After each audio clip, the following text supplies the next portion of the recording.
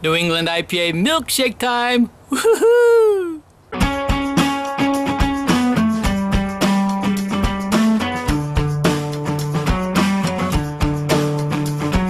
Oh my God. Happy Homebrew Wednesday, everyone. Oh yeah, Clement's Homebrew coming at you. I can't keep my hands off of this. It's not even properly conditioned. I'm going to be perfectly honest about that. It hasn't even been carbing for 48 hours yet, and I'm all over it. And so we're going to talk a little bit about this New England IPA, the recipes on my last Homebrew Wednesday video. But yeah, baby, look at that. Oh yeah, that's one cloudy little mistress there. Oh yeah, she's a beautiful little beast, isn't she? And the nose, if I can get it through this massive head at the moment. I can't properly review my own beers. It's a problem of mine. I'm going to have Christian come back and properly review this, but I mean, it's just tropical all over the boards. I'm just gonna say that. There's citrus on there, grapefruit and orange, and there's all kinds of tropical on it, and it just is just heavenly. It's soft, it's beautiful, and it really hasn't even conditioned yet. Oh my God, I'm loving this beer. Look at that. That's a pretty beer. Look how cloudy that is. A shout out to some of my boys, particularly the harbinger of haze. That's Lou Brew himself. Cheers, Lou. And of course, Nate and everyone else. Nate and Lou told me to do something a little different with the carbonation on this, which of course I didn't do because I'm too impatient, and still too impatient. I'm just this is gonna be gone so fast. What can I tell you? It's gonna be gone. I'm gonna bottle one up for one of my local buddies right away. I've invited another one that's been on a lot of my videos to come on over and try it before it is gone, because it's gonna go. But what they said to do with this one, kind of unique, is to instead rack it into the keg and then prime it with priming sugar, right? Put some priming sugar in there and then lock that baby up and let it sit for a week at room temperature. I would still have to control that temp, maybe hold it at 68 or 70, right? But just clamp it up and let it naturally carbonate. And I could see how, I don't know, that may or may not add some sweetness. It mostly would all ferment out, but it would probably give it a really soft carbonation is my thought. I'm just working right at the moment just to create a soft carbonation the way I'm carving it up, and my goal is just 48 hours, but I can't keep my hands off of it. I'm obviously just jazzed about this. So, hey, let's go take a walkabout in the yard. What do you think? Just a beautiful day here. Just did a quick mow on the lawn. You can see the pond's full. There's some fun ducks. You're probably not going to see those. And but it's hop time here. Hop time at Clement's Homebrew. Oh yeah, check it out.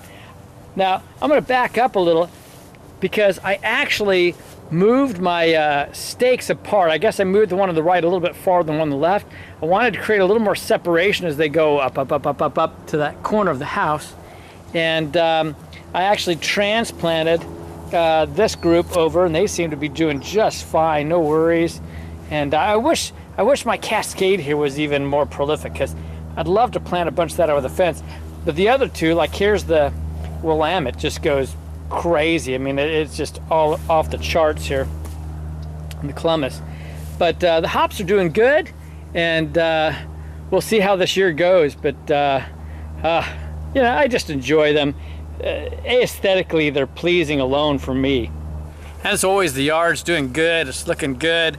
We've had to do quite a bit of cleanup at points because storms that have come through. We took out this rough bark Japanese pine out of the front yard. It was just this monster root ball, and I don't know if we'll play with it like a burl or something, but here it is in the backyard right there. You may have caught a frog hopping in the pond as he was scared by me. And it's kind of fun. We've been throwing like trimmings of trees off in the pond. We got a nutria that's always like just going to town, a young nutria, just chomping it up, tears up, eats them up, and just takes care of itself, which is great. But the yard's looking good. The wife has some bulbs out here, so she's really happy, and things are springing to life again. It always takes time. Everything takes time in life. Good beer takes time. Next time I'll be more patient, do that priming. But anyway, hey, life's good. What can I tell you? Brew beer, brew beautiful beer. And by the way, I want you to stay tuned. You're going to be hearing announcements if it hasn't already come out. The SJ Pour Challenge for 2017. I'm no longer the global coordinator. I've kind of moved, step down. I just do website media stuff, but and consult. I'm an advisor. But I tell you what, the new challenge is going to be a stinking real challenge. Oh boy, I'm just telling you, you better be ready, because this year we're going to be crowning the Homebrew Master Brewer, the Master Home Brewer. That's right, Master Home Brewer. Hey, cheers everyone. Cheers. I got Christian over here so you can get the unadulterated perspective on my New England IPA. Yeah, so I've been getting rave reviews from the brewer himself. He says it's amazing. So I thought I'd come down myself and try it. You know, and I might as well celebrate. I just got done with my first day at Nike. Woohoo! So, new job, and the culture's awesome. But talking about some cultures, I need some yeast culture. And some hops and some grains. Well, it's definitely hazy. Yes. And it has a head. It looks awesome. So the New England IPA, I have found out, is just a tasty treat. And it tends to have a little bit more head. This one looks pretty creamy. I haven't even got my nose on it, and it is just bursting with flavor. Or aroma, I should say. Geez. That's juicy. You get some citrus, some tropical notes. I don't know if there was wheat in this or not, but you get some hazy notes, maybe a little bit of grassiness in there. Just, I don't know. Not in a bad way. It's a very good way. So there's flaked wheat in it. I was gonna say there's I think like flaked something in there. Oh my gosh, that's just juicy. It's like it's almost got like a hint of orange juice in there or something. Mm-hmm. So let's try it, guys. Oh, did you drink it with me? Oh, I'm going to, yes. Man, what a disappointment. No, this is excellent.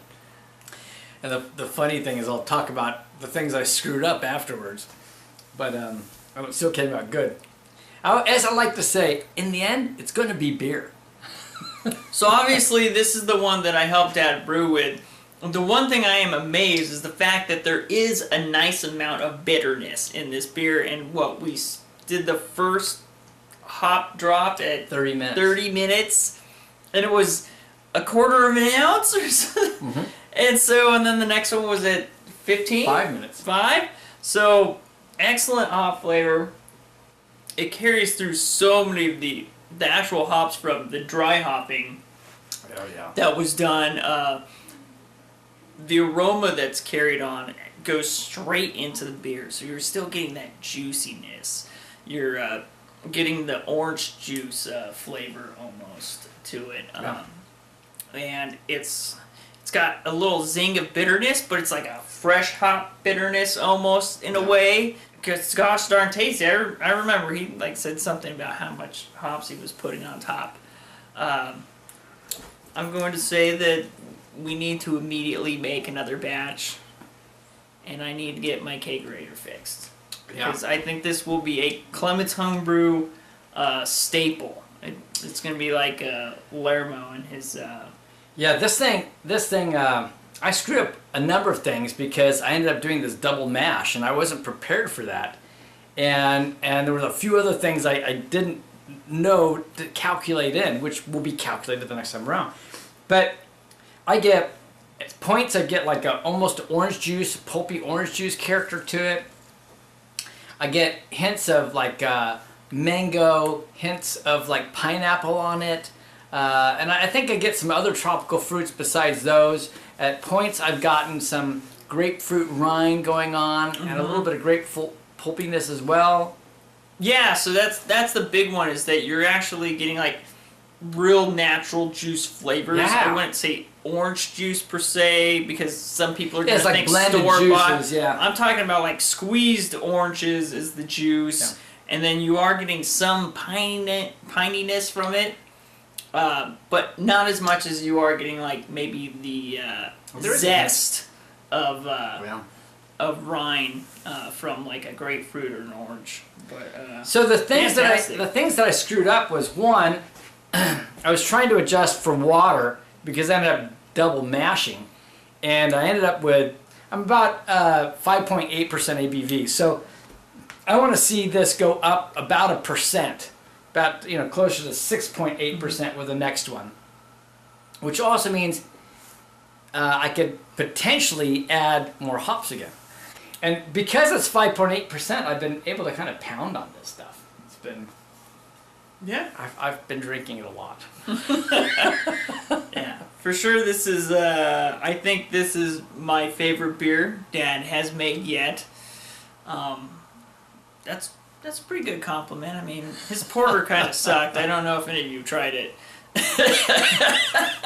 But no, this is in my wheelhouse. It is good, and it beats some of the restaurants I've had, and it matches some of the high quality Northeast IPAs, or New England IPAs like that. But anyways, I'd give this an 88 out of 100, I'd say, overall. This is pretty fantastic. I'm giving him an 88, so we want to improve it a little bit more. It could be higher. I haven't decided yet. So I think it's higher. That's just me. And the fact that I've been cutting back on my beer, and now I'm drinking a lot of my own beer says something. But I think it's higher than that. But it's not as strong. It's not as bold and sweet as it could be. It could be more. Could be more, but I think this is still fantastic drinking around the house. Yeah, I think that if I make this stronger, I'm going to be pretty much there, and I'm tempted. He's going to be toasted in the morning. Tempted to add like a half a pound of lactose in the next batch, which adds additional sweetness, makes it more milkshake-like. Tempted. We'll see. I might not. I might. You never know. This is pretty good. Anyway. All right. I just wanted to bring aboard so you could hear someone else's thoughts on this one. Yeah. And tasty. That's the thoughts on that one. It is. All right. Happy Homebrew Wednesday. Catch y'all later. Later.